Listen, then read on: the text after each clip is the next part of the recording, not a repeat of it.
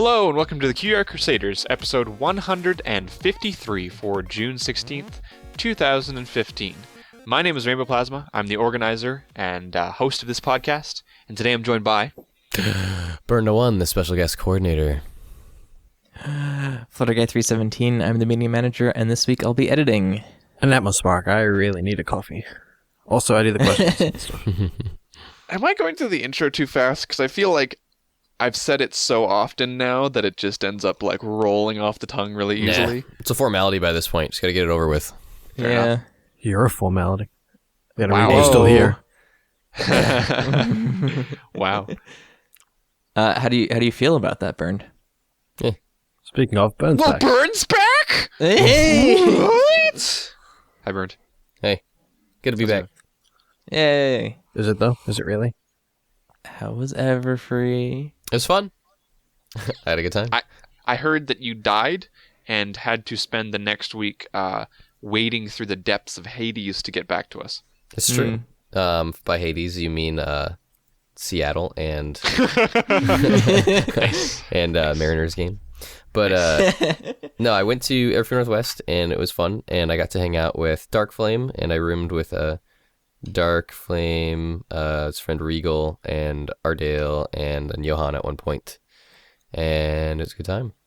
Yeah. Johan at one point, like he Yeah. just drifted in and out. Yeah, no, he needed a room for Monday, so he could go to the Mariners game on, so it's Sunday night, so we could go to the Mariners game on Monday, which he invited me to, which was my very first baseball game. So I went to a pony convention, and then right after I went to the Mariners game in Seattle, which was the first baseball game, and it was okay.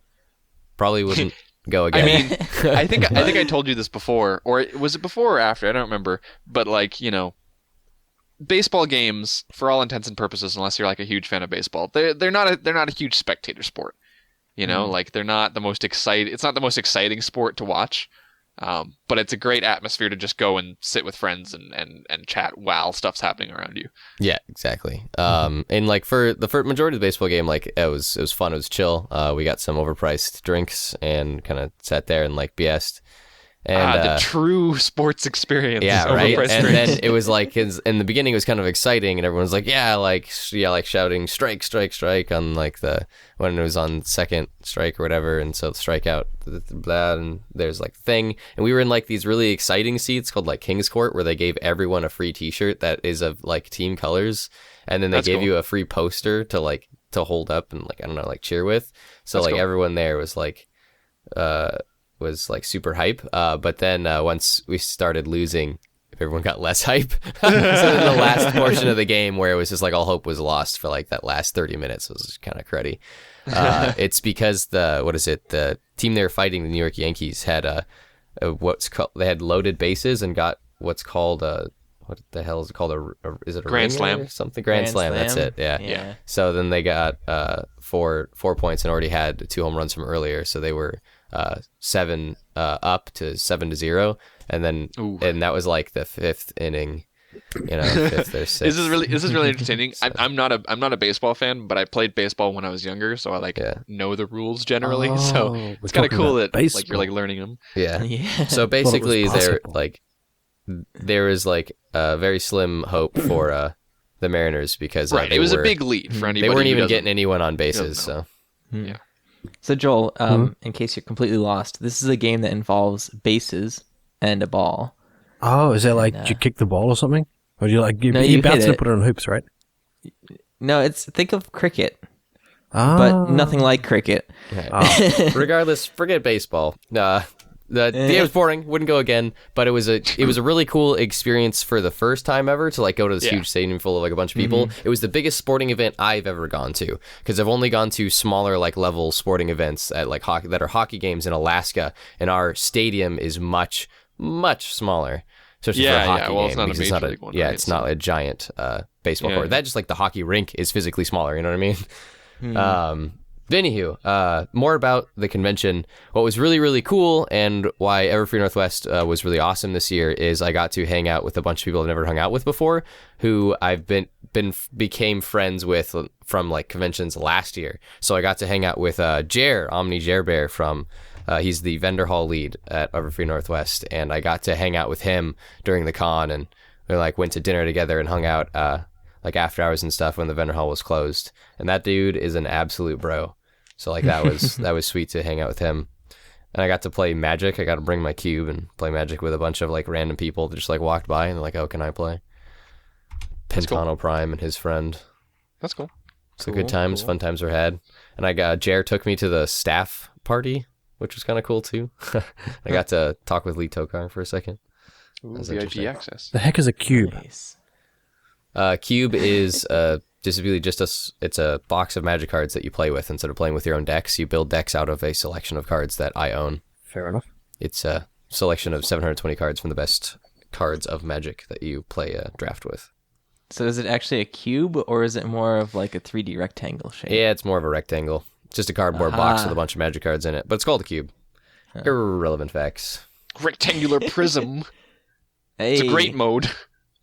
I'm trying to think of other fun stuff I did at Everfree Northwest, but it was a little. Do you have any fans I skipped come up last to you and week. lick It's your not face? fresh in my head. Yeah, did a fan? I got to lick see your face Storm and Shield. stuff? Storm Shield. I think was the closest to licking my face. No. I saw Storm Shield again. We saw him at the Everfree Northwest. You guys were at, if you remember, took pictures with him. But he was there again and chatted with him for a little while. So it was good to see him again. And I got to see that other bro. I can't remember his name. Bloody hell! He's a dude with orange curly hair. You remember him? We took a picture with him too. Come on, you remember that guy? We took pictures with us as well. So, I'm trying to remember because like 2 years ago when we went to Everfree Northwest, there was a particular moment in time when we were standing like off to the side of the stage and a couple of guys came up and took pictures with us.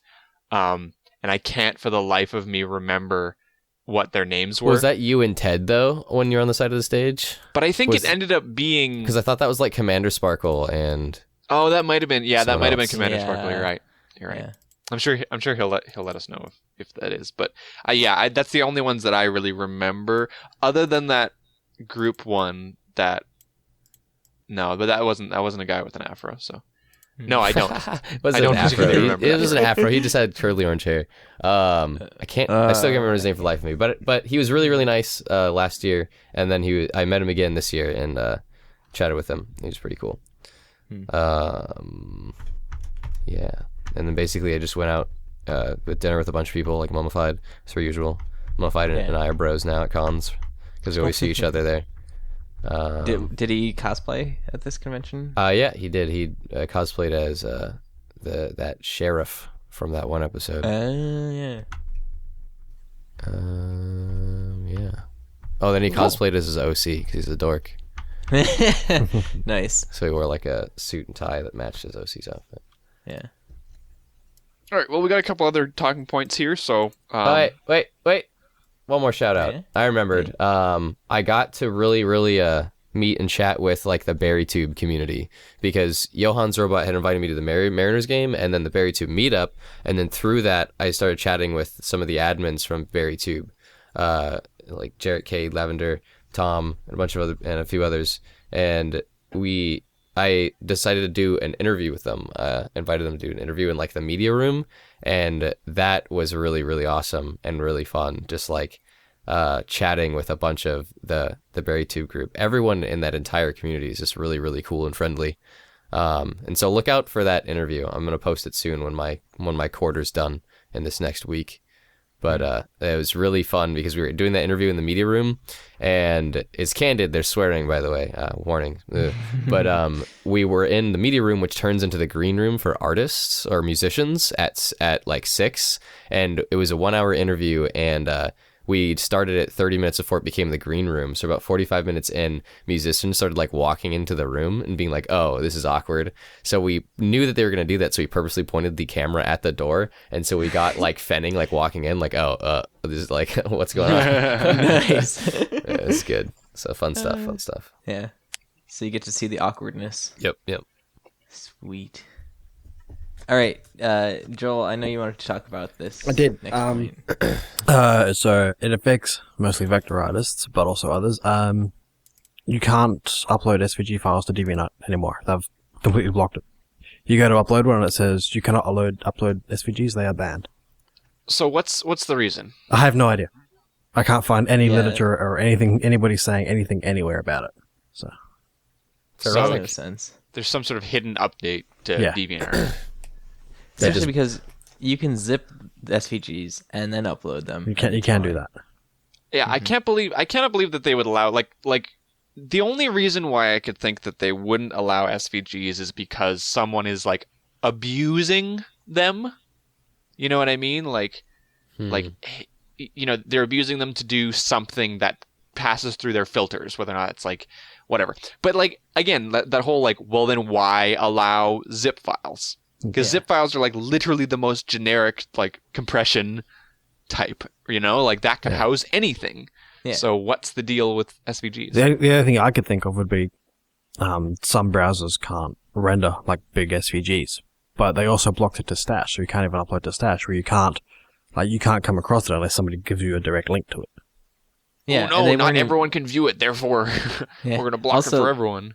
Like, if you uploaded an SVG to Stash before, like, it didn't even generate a preview image No. or anything like that. Yeah. It was just a download yeah. link. But no, you can't do that no more.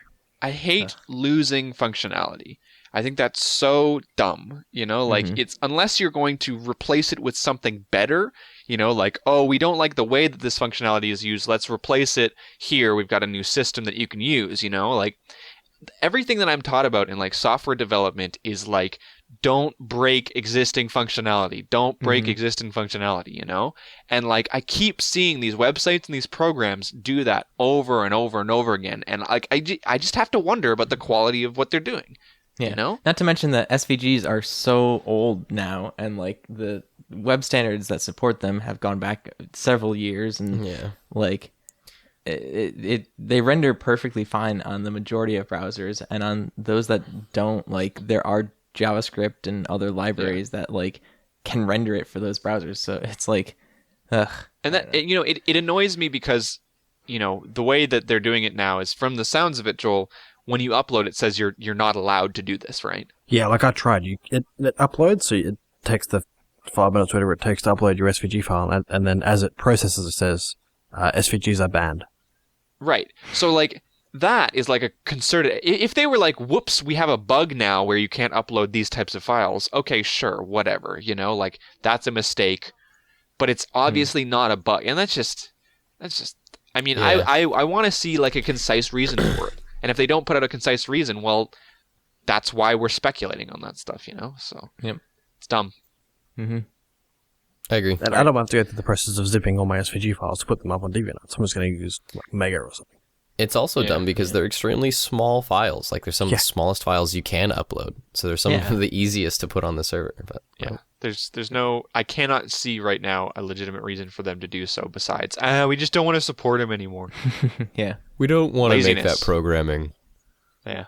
We could make compatibility, but no, we're just going to ban them. They don't even need to like do anything. They use it as a file store like they used to. I don't know. Like, we're putting words in their mouth at this point, but we're upset.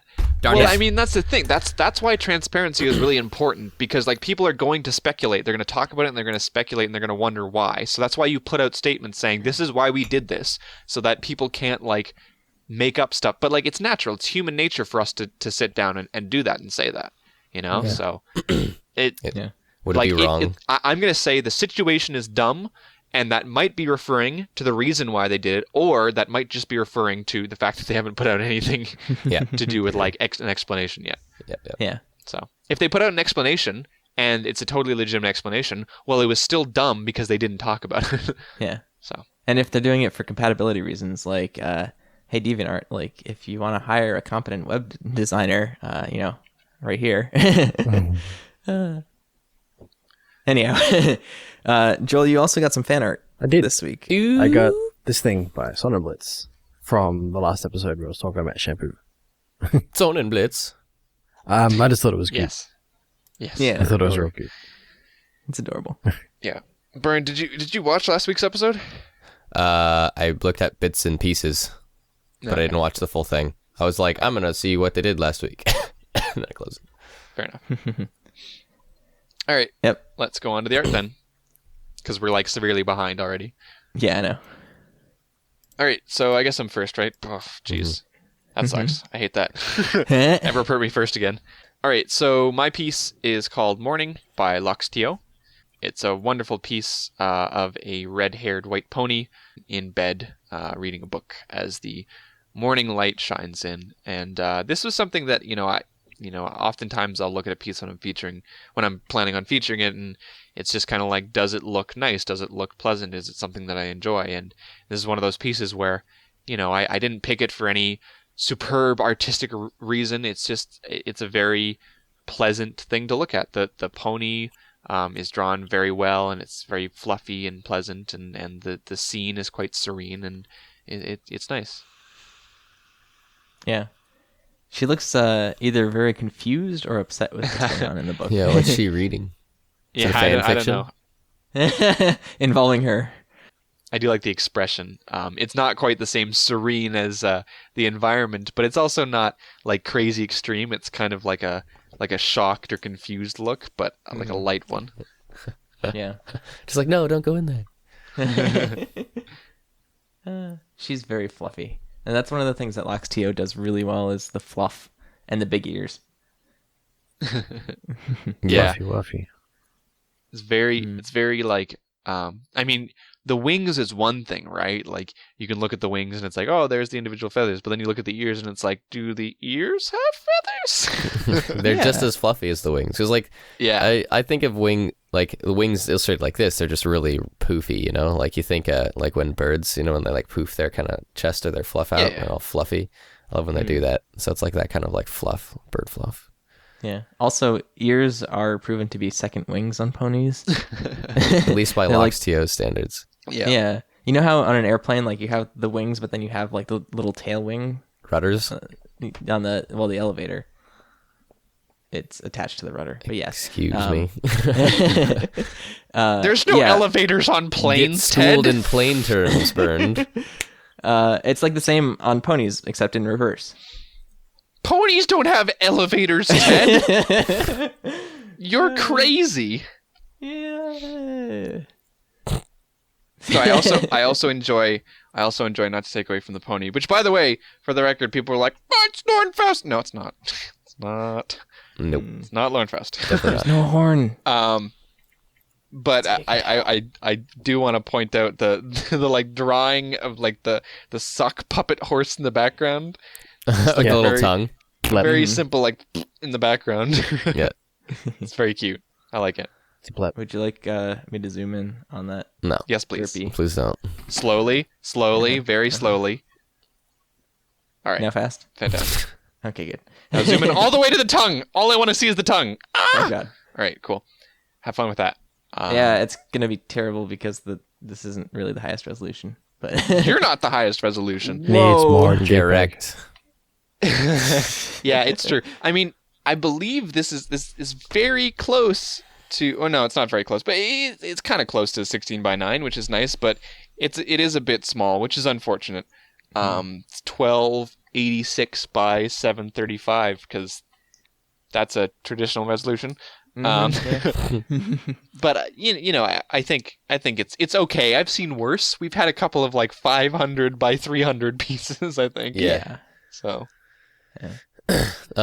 Something I want to point out a bit was I guess how the mood of it, because like the little narrative here is that the character's in bed still in the morning reading something that is surprising, which is cute in itself, but the kind of lighting that the morning lighting creates, the mood that it creates, I guess, is really nice. I guess the color and like shining on the bed, and like it's really, really bright below the wall, and like I associate that with morning feelings, you know what I mean? Where when you're lying in bed and like the sun outside your window, it's like, no, why? Like, why are you so bright? So like the lighting in this is like shown that really, really bright, like, you're in your dark room and then outside is bright as hell. So you got that really, really bright white, like yellowy underneath the window, and then outside as well. We talked about this a little bit in the past, but traditionally for like painting windows or painting outside, you make it really, really bright or almost pure white or like kind of a yellowy off-white in this, because your eyes are adjusted to the light inside, so then things outside seem really bright, and so that's something we see in reality, and you can kind of paint it here to give that feeling of not wanting to get out of your bed in the morning, go out in the bright sun, Mm-hmm, mm-hmm, exposure. and dynamic range. Yeah. And there's little streaks of shadow too that kind of go across the window sill. If you notice, there's like 3 little black streaks, which are really nice too. I like those. Kind of gives a feeling that, not quite dusty in the room, but it's those like sun lines that kind of come in through your window, whatever those are called. The morning dust. Mm-hmm. Yeah. Yeah, and again, going back to the expression that we mentioned, there are different varying degrees of how you can display emotion on a face, right? And I like that despite it being something shocking or surprising that's on her face, or maybe a bit, ooh, that's weird, it still, to me, is a very subdued version of that emotion. It's shown through very subtle things like the widening of the eyes, the raising of the eyebrows, like the direction of the eyes. There's not a lot of things to give away that emotion. It's very subtle, and I think it's, it kind of parallels the scenes. You might look at it and say, oh, well, that's not like the scene at all, because the scene is quite serene and she's shocked or surprised or whatever. But I think the way that it's displaying the emotion is what parallels the scene's mood. Which is kind of interesting to think about, I suppose. Instead of more of a parallel, I think of it as kind of a juxtaposition. It's like a little offset.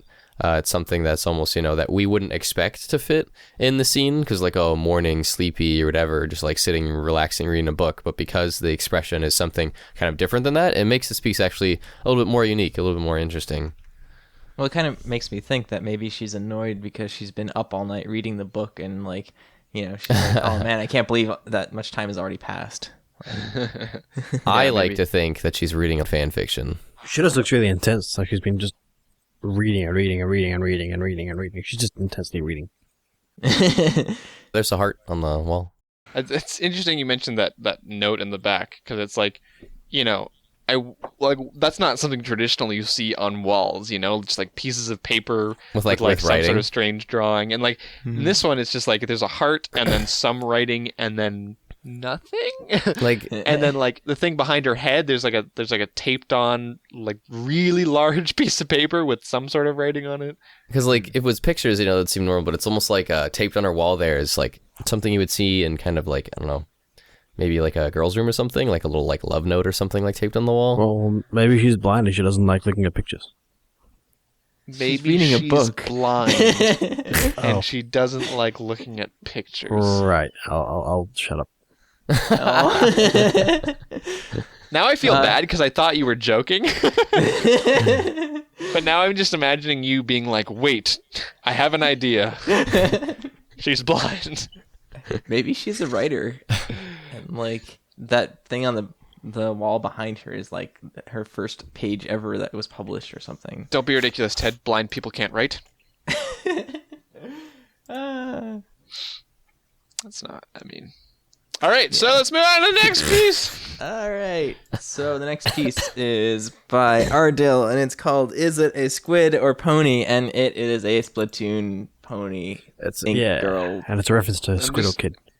I'm just gonna quickly go through the rest of our pieces and make sure that none of them have blind ponies, so I don't feel bad. Sweet. Wow. Okay. Great. You're a squid. You're a kid. You're a squid. You're a kid. Yeah. You're a squid. You're a kid. So, if anyone doesn't know, Splatoon is a game that came out for the Wii U, and it looks amazing, and I haven't actually played it yet, but Joel has played it a lot. Yeah. Because none of us want to buy a Wii U for the game. Squid Kids. Yeah. I already had one. Well, yeah. Yeah. I want to be a squid kid. But it looks amazing. I've been watching Mando Pony play it, and Ray formerly from Rooster Teeth, play it. And he's not going to be coming to our like a lot of fun. Ray Narvaez Jr. Mm-hmm. Of course, he leaves him and then they announce RTX. It looks like a fun game. Yeah. It's so much fun. I don't know what I can do now. I've completely beaten the single player and all the amiibo challenges. So now you just play multiplayer against Mando Pony. Well, just play multiplayer, dude. I do. Yeah. But her internet's so bad. It seems like the game is built around multiplayer. It is. Anyways, art pieces. Look at it. Did Joel? Why did you feature it? I didn't. Joel Ted didn't did. feature it. Why did you feature? That's a great question. Now I legitimately have a question. I'm not just trying to prompt you. Why did you feature this? Well, first of all, it's from Ardale, and he's been doing a lot of really awesome stuff lately.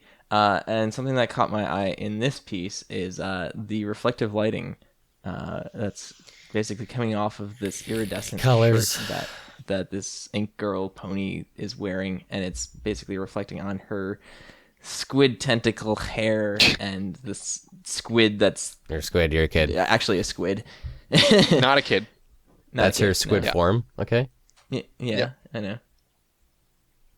But how can they exist at the same time? She's squidkin. Artistically.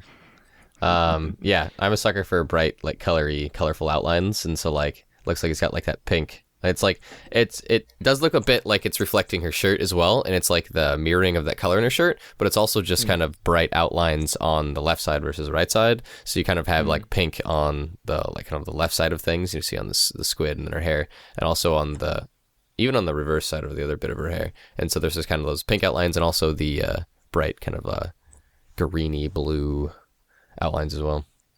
Yeah. But the nature of this piece is to be very colorful too, you know. So I wanted to bring up the color in this piece because I'm not sure if I necessarily fully agree. So in Splatoon, there is a lot of very high contrast colors. Usually the teams that face each other have quite high contrast colors so that you can tell which team is winning and which team is losing and stuff like that. I don't know the exact color combinations, but one of them is orange and blue, right? Complementary colors. I think Joel, you can confirm this, but I think one of them is purple and yellow, right? Yes. Yeah.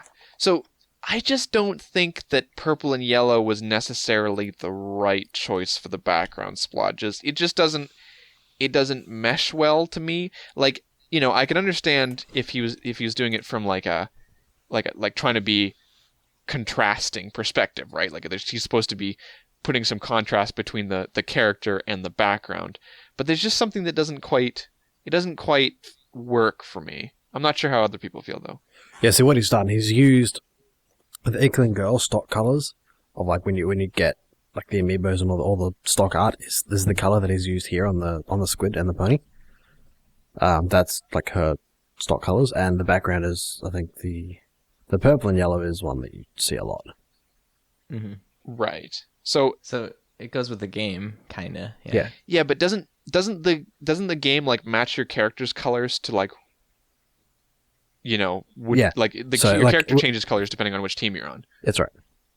So your squid and your hair and stuff change depending on what you And I'm not trying to say like, oh, you have to match the paint with the pony, but I'm just curious to see what you guys think about it, because to me, like it's supposed to juxtapose each other and it's supposed to like kind of stand out, but it just doesn't it doesn't hit me in the same way. It's not supposed to match the character, right? It is supposed to be like kind of standing out from the majority of the colors of the character. And like I don't have a problem with it. It doesn't seem like it doesn't fit, because everything in this picture is kind of like a tertiary or a primary color. And like purple isn't really used in the character except in her headphones, which are also purple and yellow. So like to me, I don't think it like grossly stands out or doesn't fit. My opinion. Yeah, I'm kind of the same way as Bernd. Like it does provide some contrast. Like you notice that he put the purple behind the squid to kind of. Well, I don't know if it's necessarily to pop it out, but it's there. Well, it does do that. It does kind of pop it out from the background. Yeah. That's the purpose of having kind of an interesting color behind something. But I do understand where you're coming from, Max. Like, Raymond Plasma. I've seen, I've definitely seen colors used in pieces or like in backgrounds where like I don't care for them, or like I don't like them, or I don't feel like they fit. And so like I totally like recognize that setting in like in different artworks. But for this one where everything is kind of like just a bright like secondary or primary color, like I was saying, like bright orange, like bright yellow, bright blue or cyan, these kind of like tropical colors, like purple kind of like fits in there in the color scheme that is Splatoon, because I do know Splatoon does use like one team is purple, right? One team is yellow. Yep. So like it's just kind of part of that primary and secondary color scheme.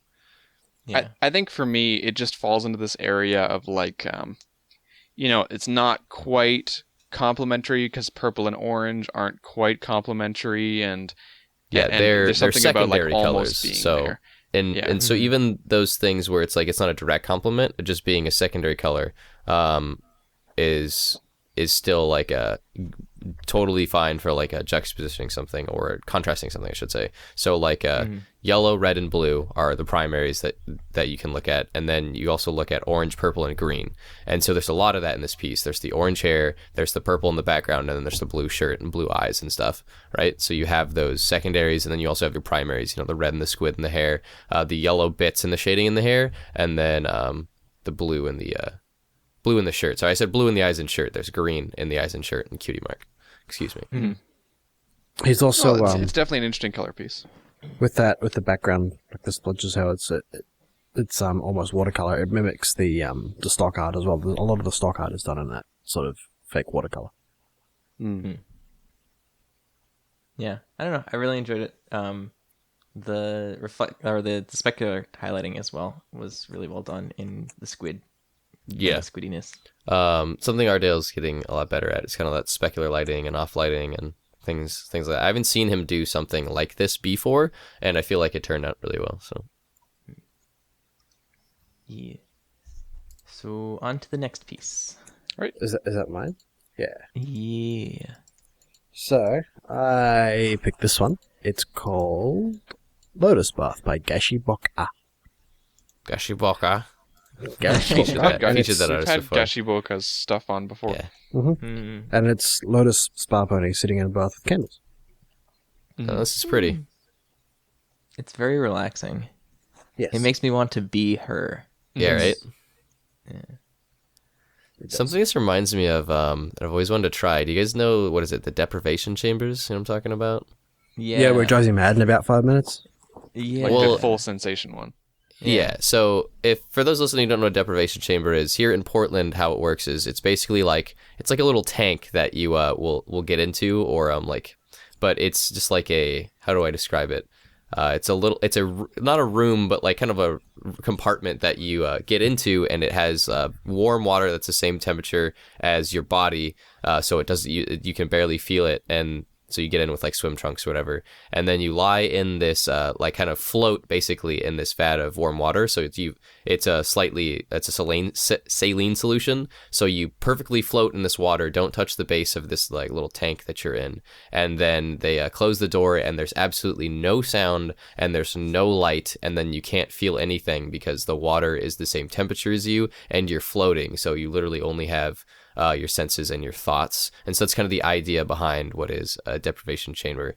Point being, the reason I kind of see it in the scene is because it's a very serene type scene where you have this character sitting like in a reflective bath, in like with a very peaceful expression, and then kind of these I was looking at lens flare, candles in the background there. So anyway, that's kind of how I made that comparison. Yeah, and Dead whale Homer, eggs. yeah, yeah, Homer kind of takes it down to the ocean. Yeah. Anyhow, I like the reflective lighting in this peaceful spa bath. Like each candle hits their own it's kind of just a splotch, like a stroke of color. That's what I like kinda about it. Like everything is just done so simplistic. Like it's a stroke of paint which has a really bright tip for the candle with like a lens flare, and then in the water, which is what we perceive to be water, it's just another splodge of paint. Yeah, I really like those reflections painted. Yeah, he's just gone with a scratchy brush and just gone and made a little light.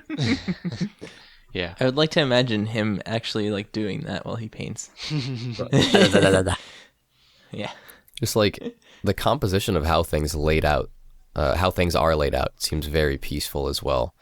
Kind of the off angle of the, I guess, tub that she's in, where you can't see the edges of this pool or whatever she's in, right? It just almost seamlessly blends in with the background, so it's like an indent or indented or reset tub surface thing, but it has no edges, and yet she's surrounded by kind of this off red with like the warm yellow, and it's a very similar color scheme. You know what I mean by that? So it's like it's basically yellow and red, and it's kind of like an bright and then kind of like an off red, and like that's the whole color scheme to this. So even her skin tone, it's gray, but it's literally just a reduced hue of the kind of reds around her. So the shading color that is in her gray skin tone is kind of those off reds and peaches that's used in her character and in the background. So it's very analogous. What's the word I'm looking for? Very analogous color scheme. Mm-hmm. I also enjoy the way that Gashiboka has depicted kind of wetness here. I'm very impressed with the like sheen on, I guess, her belly and her legs there, the parts that are sticking out of the water. I think that's very impressive. It gives a sense of like roundness and three-dimensionality. And I think that's really impressive. It's very impressive how it managed to come out. Yeah, once again, we have an artist doing a really good job at specular lighting. Yeah. Theme. Yay. Yeah. Like, I really like specular lighting in her face, like on the sides of her head and stuff. Yeah, and even in her hair, like reflecting the candlelight and stuff. Like you can tell it's wet, but not as wet as like, you know, the stuff that's actually in the water. And yeah, the pony looks wet. It looks like she's been in the bath. Yes. She looks wet. Yeah. She's reflective and not like fur. She's wet. Did you know that that's actually a theme of things that you have brought up on the show, Joel? That the pony is wet. So if you remember way Being back wet? in one of our first episodes, you remember water, like episode 7 or whatever, when there was Pinkie Pie? That exact quote, Pinkie Pie looks wet. I like it's it. really hard to do it. I like it when people do it well. Yeah. it's true. That's Very awesome. true. I love brightly colored outlines. Like, you love wet ponies. I like it. I also like the depiction of the lotus flower Yeah. in like directly in the center. Well, it's not really directly in the center. It's sort of centralized, right? But it kind of leads to that sense of kind of serenity, and especially in how it's illustrated. So there's a couple things that I was trying to point out in the composition of how things seem so peaceful. Like the candles, like you were saying, they're simply illustrated, but they're also illustrated in 2D, basically. So there's no edges to this bath or water that she's in, but we recognize it as water because of the reflections and because of how she's receded in it. But the candles are the same way. They're just basically like a stripe with a gradient and then like an illumination at the top. But there's really no more like illustration than that to make them look 3D. They're literally just kind of these 2D flat things floating around her. And then even the lotus she's holding is kind of rendered in a 2D fashion. You notice it doesn't kind of exist in a 3D space. It is more of just like a flat kind of illustration of what a lotus would be, but yet the character is very vividly painted in 3D with the gradients and, like you were saying, the shininess and wetness on her legs, and her stomach again looks very round and like in her face, and so it's that juxtaposition of this very kind of well rendered character with the very seemingly flat surrounding tub ground, which is just a pure red, and then the candles. So like all of that kind of play together to make this scene, I don't know, look the way it does. It's interesting because the I find the perspective like slightly skewed in the background. And I think it kind of comes from that 2D representation of what should be a 3D scene, with this 3-dimensional pony like juxtaposed into it. Yeah, I'd agree. So it's interesting because if you look like underneath the water, like at her legs and her tail in the water, like those also seem very flat, even though there's a little bit of this specular highlights on it. But it seems like there's kind of like this plane that is represented in 2D, and then like this pony is kind of coming out of the water, and it's like it's weird, but makes it seem very peaceful at the same time. Yeah, to have something rendered in 3D like coming out of the water where everything else is rendered almost flatly. So yeah, to like have that coming out of a flat surface. I don't know, it's cool.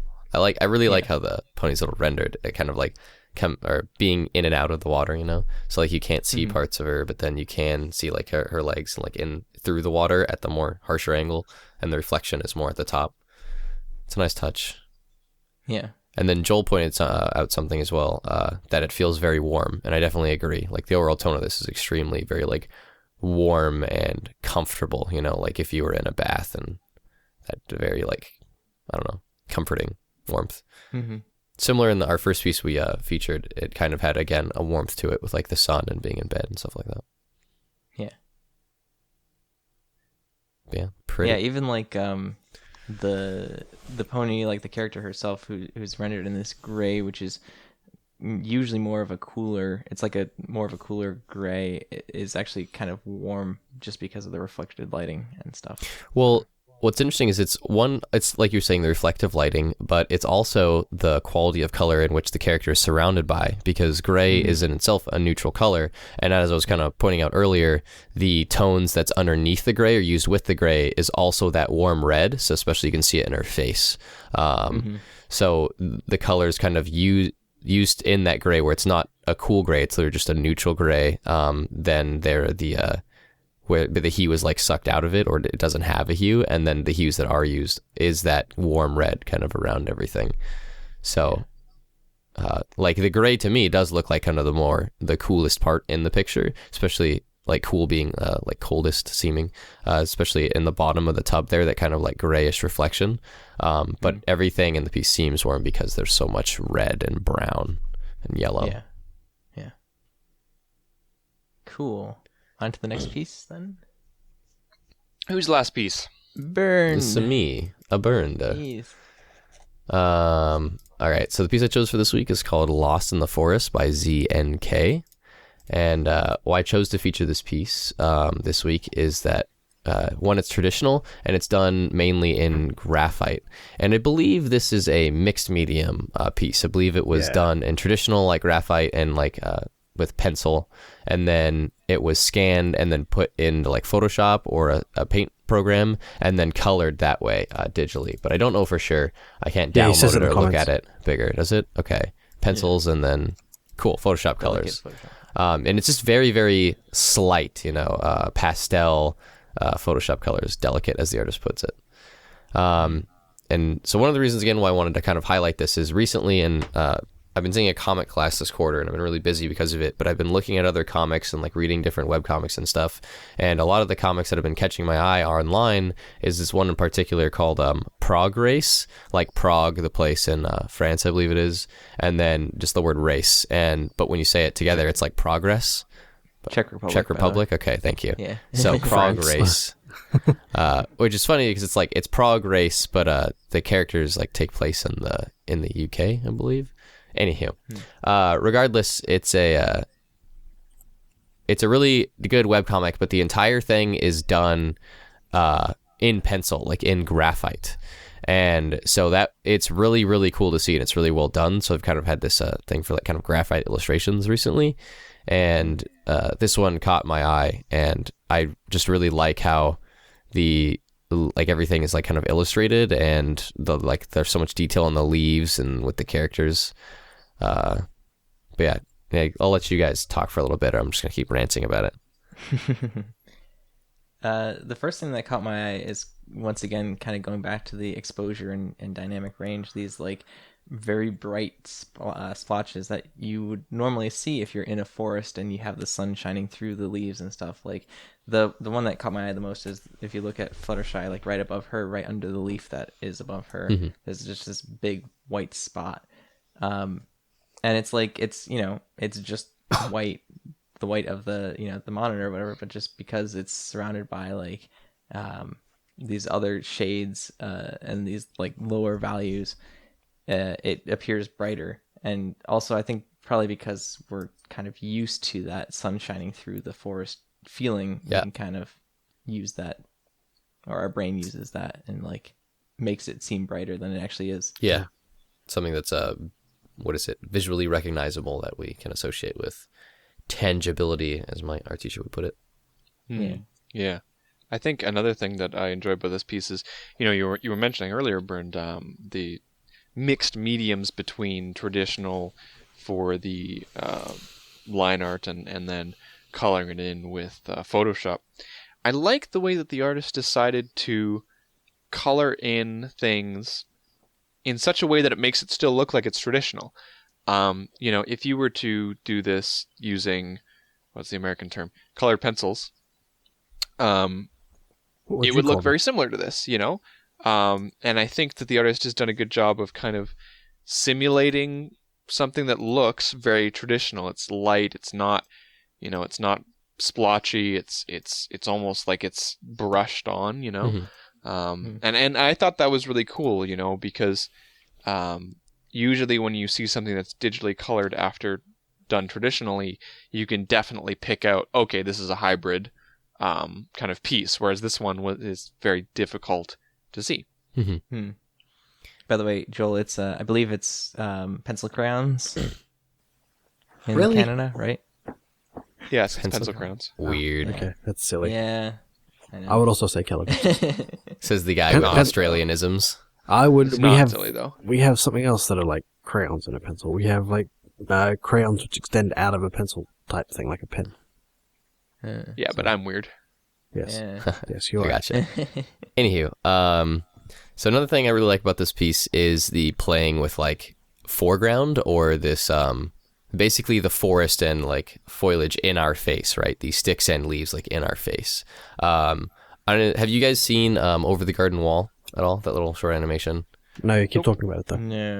Well, it's a mistake. You guys should all watch it. It's beautiful. It's one of my favorite animations I've ever seen. It's just a short, I believe, 12 episode series, and it's lovely. But anywho, in this cartoon, the main characters Wirt and Greg are lost in a forest, and how it kind of shows them throughout as they go through the episodes and these different little like worlds and scenes and stories that are played out. There's always something like kind of in the foreground that's like a black silhouette, which is like leaves or like sticks or tree limbs. And so they're always playing with that thing like in the camera. And what it does is it places you, the viewer, into that scene like we are a creature or someone actually in this world with the characters that we're looking at, because there's these things in our face. Spirit and Lion actually talked about it in our interview with them in their last Student of the Night animation, in their animatic. If you remember, when the camera places behind the little toys on the shelf when we're looking at the characters in the orphanage, it's because it now places you on that shelf, and our camera actually takes place of what is the teddy bear, so we're seeing what the teddy bear is sitting on that shelf. And so we kind of have like a bird's eye view almost of us looking at these characters in the scene, because these leaves are in our face. And then they're kind of darkened as well, because things that are closer to us will be kind of like darkened out or almost silhouetted. And then like Flutterguy's pointing out, with the lights kind of peering through in the background. So I really like that kind of being thrown like into a forest and have like, because the majority of this picture is literally just leaves around, like in the face of the camera. And like sticks and stuff, and it's done really well. It's illustrated really well, and I really enjoy it. And something else I don't know if you guys noticed is there's kind of this narrative going on here, which I also thought was really cute. Because the title of the piece is Lost in the Forest, and then you have the two characters, Pinkie Pie and Fluttershy, and Pinkie Pie, of course, is careless and just happy, enjoying whatever it is. But Fluttershy, again, is worried to be lost in this forest. And if you look down the kind of this little path to the top right of Fluttershy, in the back, there's a silhouette of another thing happening that's just hinted I was going at. to point that out. There was a pony-shaped thing in the background. Yeah. And so there's like a pony-shaped thing there that almost like, it looks like Rainbow Dash or maybe Applejack. And then there is like this weird silhouetted thing that doesn't fit, that almost looks like a monster that Applejack is looking up at. So again, there's kind of this kind of almost creepy narrative going on there that we don't see. We don't have the full story to, which makes adds depth and interest to the picture. It's interesting. The framing in this piece, because like you're like what you're saying, where we're kind of in the leaves and stuff, there is kind of this like vignette of leaves or frame of leaves around it, but it's neat in this piece because it kind of opens up on that path so that your focus does kind of lead you to this monster fighting pony silhouette thing in the back there. And I think it's because of the shape of the frame that kind of helps guide your focus up it and into there. It's the shape of the frame and also the angle of like the sticks and leaves around them. So for me, like I'm very drawn inwards because of those, like that branch in the top right and the leaf or the tree trunk in the top left, where they kind of angle you and block you from leaving the kind of like space, you know. And then the leaves as well, they all point sort of like inwards or wrap like around. So there's like leaves like pointing at the characters or at Fluttershy, that kind of direct where you would look. Yeah. Very cool piece. Pretty. But yeah, Z and K. I don't think we've featured that artist before. Awesome No. stuff. Yeah. All right. We'll have to feature some more of their stuff. That's pretty good. All right, let's move on to the questions then. That's me. That's me. It's my thing. Okay, so we've got two. They are both by the same person, apparently. First question is, if you had to write a letter to Princess Celestia about your own personal friendship lesson that you have learned from Ponies or from being a Brony, what would it be? You know what a friendship lesson, just a lesson in general, that I think everybody needs to learn at some point in their life, and I would say probably the majority of people never really learn. You know, I think a friendship lesson that I've learned, and I hope I'm still upholding for the most part today, is, you know, the ability to not expense other people's happiness so that you can get some. Like don't put people down in order to make yourself feel better, right? It's incredibly common to do, and it's not really nice. And so I think everybody needs to learn how to make themselves feel good and make themselves, you know, be confident in themselves without having to resort to putting down someone else or something else like that. That's my friendship lesson. I think people should learn how to do that. It's a good one. Yeah. I don't know, from like the show / being a Brony, I guess something that I've learned is that some of your closest friends can be from all over the globe, and like you barely get to see them in person, but like, you know, you have a lot in common and share some very nice moments together. Right. Yep. So a motto I live by that I always tell people is the quality of life you live is determined by the quality of people you surround yourself by. And that's true even on the internet. Also, I've learned that you should just let Bernd rant about art. Dear Princess Celestia, I didn't shut up, Bernd, and it was nice. How about you, Joel? Don't trust Spike with animals. And Spike was right. Animals suck, right? Oh, yeah. Mine do anyway. So your personal friendship lesson that you learned is that, you know, animals are animals. Friends, not food. And, oh, wait, wrong one. food, not friends. Joel's personal friendship lesson is don't buy a cat. Oh, yeah, absolutely. Meow, meow. That's so funny. All right. Jingle, I jingle, can't jingle, think of jingle. one, like a proper one. No. Like, not one's already been said. Oh. Don't go to Griffinstone. There's no office. Racist! Wow. Isn't that locationist? I mean, I'm sure there's some deep Well, it seated is full of racism dirty in there. griffins.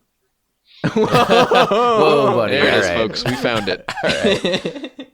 Oh, man. All right. So, Alright, second question. Or as Bernd to hey, what have you got, man?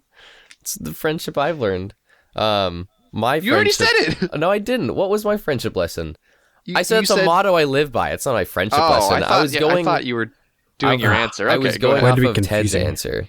Oh, okay. Sorry. Okay. This is why you let Bernd rant. No. Apologies. Anyway, the friendship lesson, the major one that I've learned from being a Brony, mainly is that don't be scared to live or go do adventurous things, and you'll always make friends along the way. So something I like to talk about on the show is I used to be very shy and introverted, and I didn't like to go out and do things. I was scared to. And I started pushing myself to like go to conventions either alone or solo, and then started going to My Little Pony conventions doing the same way, just to be adventurous. And along the way, I've made like amazing friends, and through doing that, I've gained experience of going out of my comfort zone, and I'm extremely extroverted now, and I'm not scared to go up to people in public or talk to new people or go to conventions or do things or like go I was talking to Citizen Smiley and he was like, man, I wish I could be like more outgoing like you and just go fencing. Like one time I just went fencing just by myself and it was a blast. I didn't know anyone there, but I had a great time. And so just go do like adventurous things like that. And through experience, I've really gained that kind of like extroverted, not scared to do things, if that makes sense. And Did you get poked? I did get poked in the neck by a girl. Now, speaking of girls, that's another thing too. Being being adventurous and being more extroverted. Like I'm not scared to like go up and talk to women now. Before I was like, oh, cute, like girls, like no, Cooties, you know? Yeah, but now like go like convention stuff, just go talk to girls. Like, why not? I'm not scared to. But high school Bernd, no way. High school Bernd was a little whimperina. But yeah, and the amount of like amazing friends I've met in doing so and being extroverted and going out and talking to people. Like you guys on the internet, Dark, like Mummified, Johan Zerobot, and all of these amazing people. Like, it's endless. Yeah, it's my friendship. Dear Princess Celestia, I learned to not be a wuss. And to go out and be adventurous and do things, make something of my life. It's been great. Right, next question. All right, second question by again Sonnenblitz is what MLP My Little Pony related products would you like to see in the near future? Now, are these official or like? I feel like we've answered this question before. I don't remember answering it personally. Because I'm pretty sure I have the same answer that I had last time. What was your What answer was then? Slinky Pie. Oh, yeah, I kind of remember answering something like that, but it was a more joke related question if I remember. Yeah, so Yeah, like I I think it don't was- remember you answering, like I remember that answer and I remember being like, what? But I don't remember like what the question was. I just remember you saying Slinky Pie before and me kind of like shaking my head.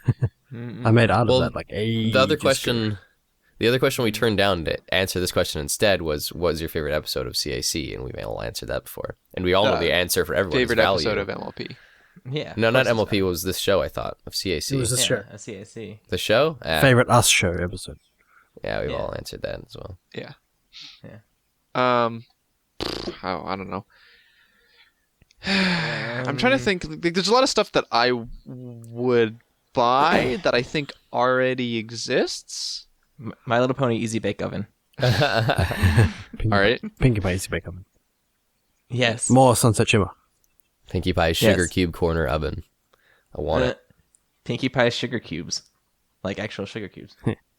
Man, now when I think sugar cubes instead of thinking Applejack, I just think Rorschach. My Little Pony Glue Sticks. Oh, wait. Oh, That's a thing. Those exist. Too soon. Too soon.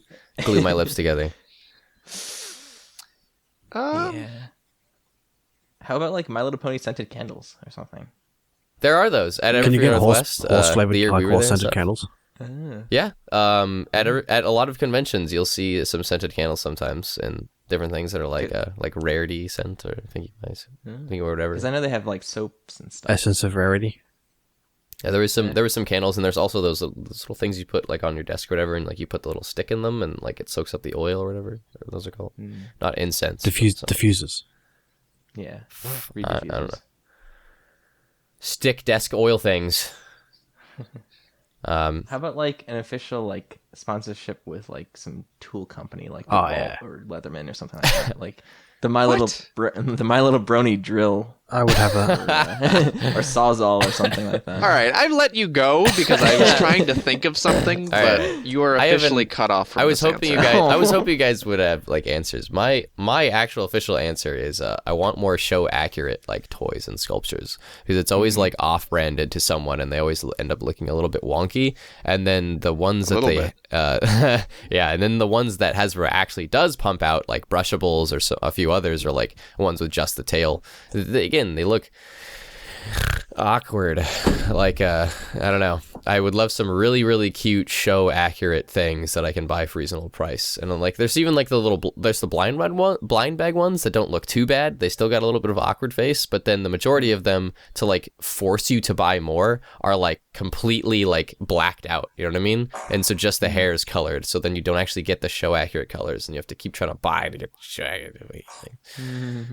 So like really decent show accurate any kind of toys or something that I can like put on my desk. Some of the, I don't know. The Wheel of Fine sculptures or the plastic figures. Those are some of the best things we've gotten. But again, those are 3D renders done by deviant artists, literally done by the fandom that Wheel of Fine has printed. And like those are really, really cool. And some of them are expensive. The smaller ones are a little bit more reasonable and affordable. I've got 3 of them on my desk. I've got the Derpy, the Nightmare Moon, and what is it, Back in Time, Twilight, whatever it was. Some of them even credit the artists. Yeah. I have no clue who made these 3 things on my desk. Well, if you look at like products that Disney have branded with Frozen, just the amount of stuff. Like we're in our local supermarket, there are mandarin packages with Frozen faces on them, like Elsa and Anna's faces on them. Yeah. And I've got a box on my desk here of Kleenex with Anna and Elsa on it. Yeah. It's funny. Like no, let's back up and like let's assess your judgment for buying the box with like. Let's not take that into consideration. Let's not think about that any further. These Kleenexes smell like snowmen. Do you want to build a Kleenex? No answer, Max Reno? No. I don't know. Like it's just. I can't think of anything that I would really, really want.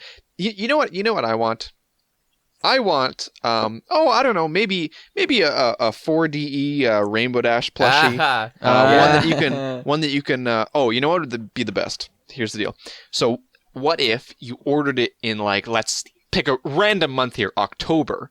Yeah. And then like it takes like 8 months to arrive and like still hasn't shipped. Wouldn't that be the best? Yeah. Like I think I would have a lot of fun because like Max. because you build up anticipation, right? And you're super excited, and then each month you're like, okay, it's coming this month, and then they send you an email and it's like, lol, actually it's coming next month, and then they do that 6 more times. That's like 6 times the hype, right? And speaking of the like vinyl figures, I bought that ridiculously priced Fluttershy and Discord vinyl figure on Wheel of Fine. Did you see that? Because it looked absolutely beautiful, but it's this vinyl figure of Discord. It's huge. It's like it's almost 12 inches tall, and it has Discord like curling around, and then in between Discord like doing his little curl is Fluttershy like floating there, whatever, and it looks super cool and it's awesome. But it took like several months to ship, and then they're like, we got our shipment, and half the shipment got busted and broken and dropped. And so we you have were to, involved like, in that? literally I didn't realize you were part of print that. another one, and I was like, wow. So I had to wait several more months. But plushies is a good answer. That would have been my other answer, other than things I can put on my desk. But yeah, like but Fourth Dimension, I'm hoping they eventually ship out their main 6. I pre-ordered the ones that they do have. So here's hoping. Are you also enjoying the immense hype that they're generating? I almost forgot that I friggin' ordered them. So did I, several times. Yeah. It's all part of the plan, Bernd. Show accurate It's all plushies part of the needs to plan. be a thing. I'm not bitter. I ordered it last October, and I'm going to buy one at BronyCon, apparently, because it's much more likely that it'll be there than ever, like, I don't know, exist in Then general. you'll have 2. Yeah, I'll just cancel my other order. No, you get 2 and then sell one on eBay and then send it 6 months later. Yep. I just had nasty thoughts that I'm not gonna put on the show. Though question's kind of awkward because there's not too many like MLP related like toy things, that like as. But the thing is, like, because of the fandom, like people have just created like everything, right? So like, and a lot of the times the things that I buy are things that I wouldn't expect. Like I really like my Spitfire Cutie Mark glass. Oh yeah. But like, if you were to ask me, I wouldn't be like, oh yeah, I wish I could get an etched glass with a cutie mark on it. Like it's just not something I think of. Like these, but it was cool when I saw it. I have My Little Pony glass etched cup holders by Midi Mandy, which are awesome. I love those. Plugs. It's me again.